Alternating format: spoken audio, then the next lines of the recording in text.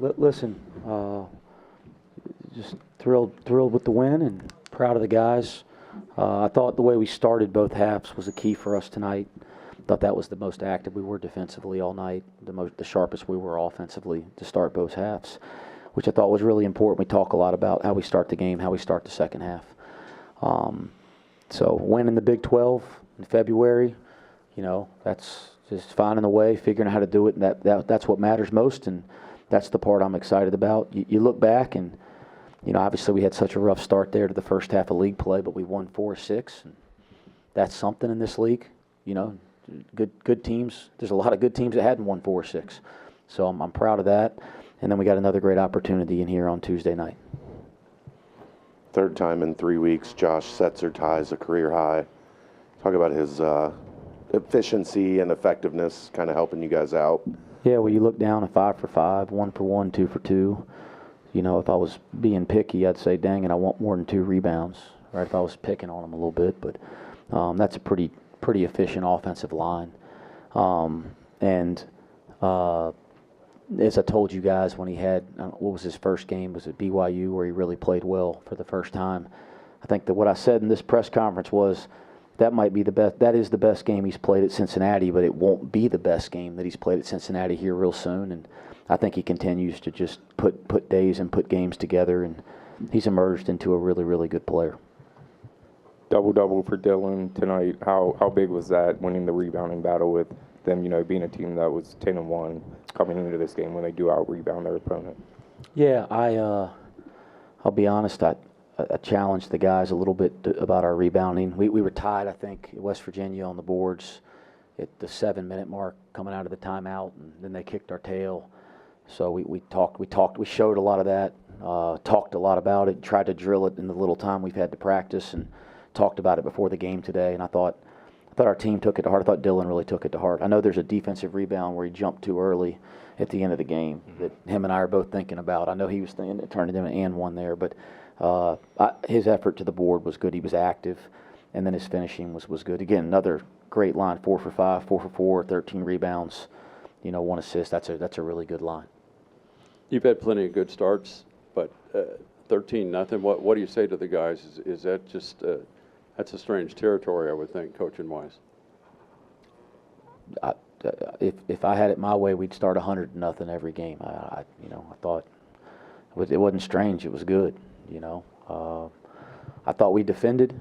I thought we were really active. I thought we were disruptive to start the game. Some of the things that we stat to gauge that told the tale as well. I think we had 6 deflections by our statisticians behind the bench and our GAs in the first 4 minutes of the game, and I think we only had like 5 the rest of the half. So I thought we were really good. Then I thought offensively the ball moved around, and we executed some of the things we worked on in practice, and guys, shot the ball and played with some confidence to start the game.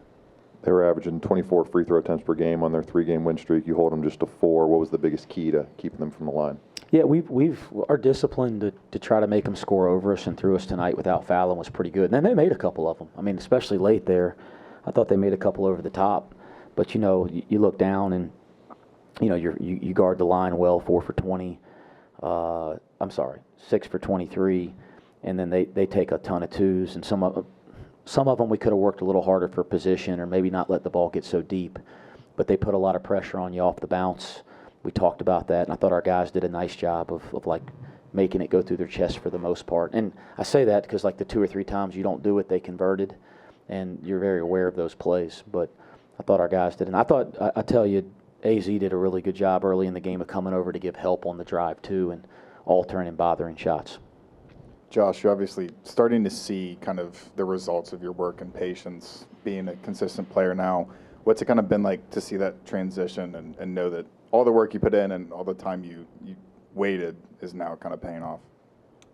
It's been a good feeling, just coming out every day, getting my shots up every day, and being aggressive in games, looking for my shot, being confident, and knowing that my coaches and teammates all trust me. Were you surprised when that dunk went in? Yeah. I didn't know how it went in. Coaches just want 2 points, but I know.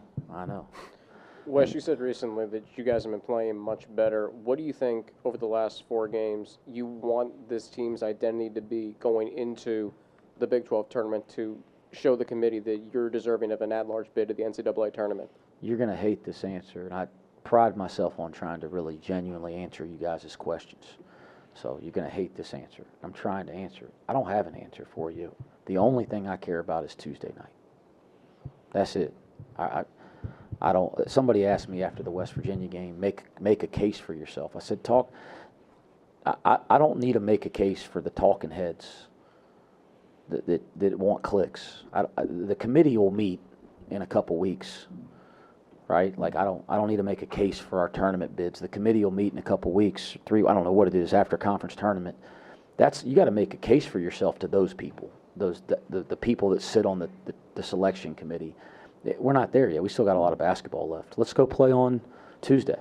Let's focus on being a great team on Tuesday. And then when we get to the point that the regular season ends, we'll get ready to play in the conference tournament. But I mean, make a case for who? I mean, the only people that matter are the committee, not all the damn. And I got friends that are on television and all that kind of crap. I'm not negating what they do and what they say, and it's great. It's great. I love the game, but I don't need to convince them. Like we gotta do our job to keep being a good team and playing well every day, and come out and play well on Tuesday, and then we need to make a case by how we play, and that'll happen over the next 3 weeks. So right now we're just focused on the moment. How much easier is it to call plays when you got 4 guys in double digits? How do you feel on the sideline when you see those guys doing what you want to do? And I know you guys practice every day. Yeah, listen, like playing without CMOS is an adjustment, because it's not just the things he does to score or play make. It's the attention that he brings by just being out there, and that opens up things for others. And so not having him out there is an adjustment. He's playing 30 minutes a game, so he's playing 3/4 of the game. I think the guys it made a nice adjustment here. It's a little harder going into the West Virginia game, but they played a game under their belt without him. They've had practices have a practice under their belt after that game without him. So, it's an adjustment, but you see guys starting to get more comfortable with a guy that's been out there every game, every night, and is not out there. And I think our guys are just playing confidently. They should be confident. They're really good players. They're a good team, and I've started to see them play confidently here, and that's been fun for me. Dillon, you guys responded really well to the losses to Utah and BYU when you got them back here. What do you guys need to do differently against Baylor on Tuesday night, knowing that they got the better of you down there in Waco? I mean, I think it just starts in practice coming up tomorrow and just getting prepared, watching the film, seeing what our weaknesses was that game, trying to correct it. But I mean, like we've said before, even before this game, I feel like we won this game back in practice yesterday, and I think that's where it all starts. So just get prepared for Baylor.